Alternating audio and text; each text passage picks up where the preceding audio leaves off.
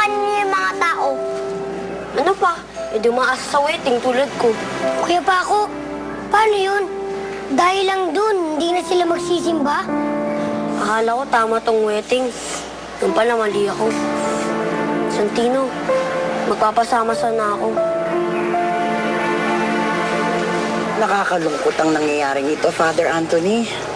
Maraming umalis sa gitna ng misa dahil sa pagkundena nyo sa illegal na sugal. Ang ibig sabihin lang yan marami nang nakikinabang sa wedding na yan. Hindi ko naman sila masisisi. Mahirap ang buhay ngayon, Doña Anita. Tungkulin naming mga pare na lalo pang gabayan ng mga tao dito. Oh, Father, hindi ba kayo nag-aalala? Kasi baka mamaya kayo ang gantihan ng mga umatake kay Ma'am Zelda. Wala na akong magagawa doon. Kailangan gawin ko ang aking tungkulin sa bayang ito. Huwag kayong mag-alala, Father. Walang pwedeng gumalaw sa inyo. Hindi ko papayagan yun. Salamat, Mario. Pero huwag niyo akong intindihin.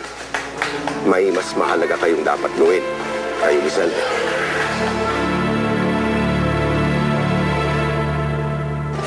Bro, ngayon ko pa lang po nalaman na masama yung pinasukan ko. Sorry po. Dati na po ako kinausap ni Santino. Pero hindi po ako nakinig. Gusto ko lang po tulungan si Lola Bilin. Bro, may gusto po akong gawin.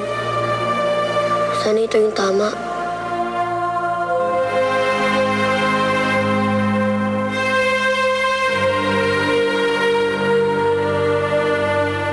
Ano? Nagsalita si Father Anthony laban sa akin? Oo, Kuya. Dapat daw kondinahin ang illegal na sugal at mga taong nasa poder na pinababayaan magpapasok doon sa bagong pag-asa. Sakit talaga ng ulo ang mga paring yan.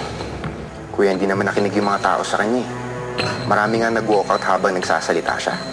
Robert, hindi mo kilala yan si Father Anthony. Parang Santino yan. Malakas ang impluensya dito sa bagong pag-asa. Kapag hindi siya tumigil, hindi magtatagal. Baka kumbinsin mga tao na kumilos laban sa akin.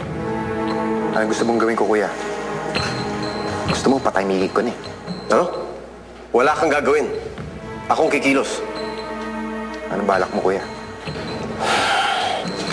Malapit ang eleksyon. Lilinisin ko na yung pangalan ko para walang maibato sa akin yung mga pari na yan. Father Anthony, kung pwede po sana, iwan po namin si Joy dito. Babalik lang po kami ng porsinto. Huwag kang mag-alala, Mario. Ligtas si Joy dito. Salamat po. Excuse me po. Tito Mario, Nanay Zelda. Gusto po kayong makausap ni Kuya Paco? Ano yun, Paco? Mang Mario, nalaman ko po yung nangyari sa inyo. Paco, ligtas na kami.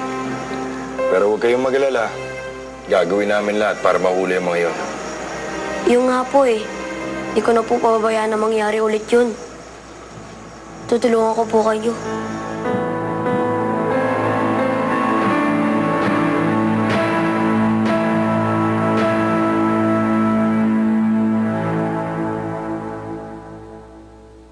Sana bro, lahat magkakabati at nagmamahalan. Kay rami man ang pagsubok na dumating sa buhay, lagi natin isang puso at isang buhay ang pagmamahal, pagpapatawad, pananampalataya, pagbibigayan, pagpaparaya, pagpapagaling, kapayapaan, kaligayahan, at pag-asa. Ang mga himig ng ating buhay may bukas pa soundtrack, now available mula sa Star Records.